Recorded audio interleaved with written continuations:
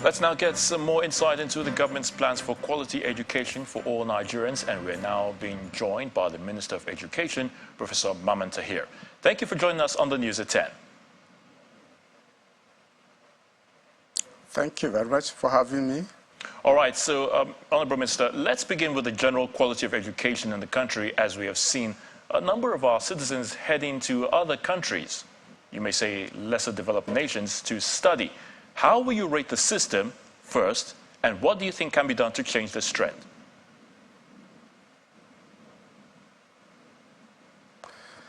Thank you. The number of Nigerians going abroad to study, for me, is not really a problem, particularly with the globalization and connectedness of the international economy.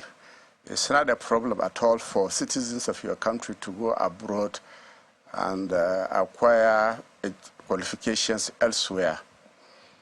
However, coming back home in terms of the quality of our education, certainly there's a lot that has to be done there, because there are serious issues on ground, starting from the foundation of our educational system, the primary schools, the secondary schools, and which inch up to the universities.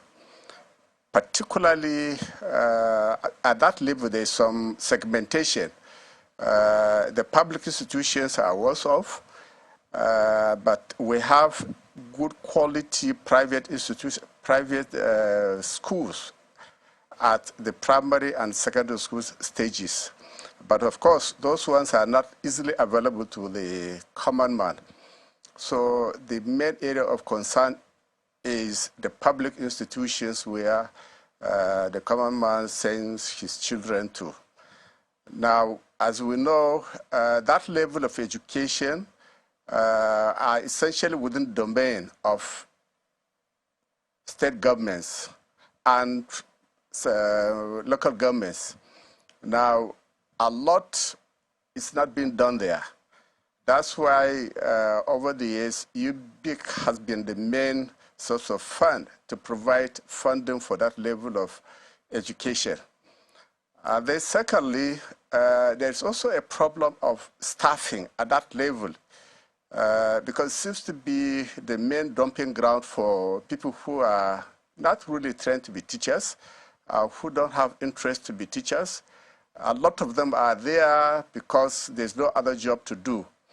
And after that, there's no or very little deliberate efforts to give teachers training and retraining to be able to teach properly. And then thirdly, we also have the nature of instruction at that level is still problematic. Basically, instruction and learning at that level should be numeracy and literacy, but even more importantly, teaching people's critical thinking skills. Now, bulk of institutions focus, and the curriculum focus essentially on numeracy and literacy. And that doesn't prepare our students well for a proper inquiry-based system of learning in their advanced level education systems. All right, Minister, and Honorable Minister. in a way that undermines the quality of. Honorable Minister, permit me to come in there, but of course, yes, my apologies. But of course, you've talked extensively, but what do you think this present administration can or should do differently in order to resuscitate education or make the system a lot better? You talked about curriculum, for instance. Yes, the President Ahmed Bola Tinubu, has put education as a very high priority. And that is why for him, with the right policies, as I've mentioned in many places, he is prepared to put on ground 25% of the national budget to revive the educational system of Nigeria. And so our duty now is to ensure that those right policies are provided that will guide the education system at all the levels. For me, I am treating the intervention in the way of a Marshall Plan. That's what we need now. And that's the direction we are heading. And barely 1 week after I came in as a minister, we set up a roadmap committee to review the entire education system with a view to providing a proper pathway that will guide our intervention in line with the president's agenda for the education of Nigeria.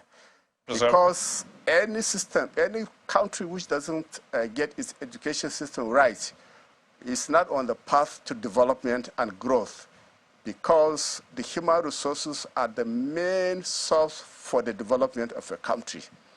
And that's why other countries even import the brightest of citizens of other countries to their places with fantastic incentive, so that their education system is first grade and they can undertake research, proper teaching for the country.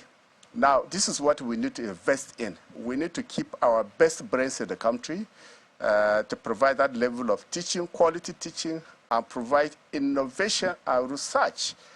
Our country is so rich in natural resources, but we are not exploiting it. All right, Professor Mamman Tahir, we definitely have to go now. Much innovation and research going on. All right, Professor Mamman Tahir, Minister of Education, we do thank you so much for your thoughts on the News at 10. We appreciate your thoughts again. Thank you.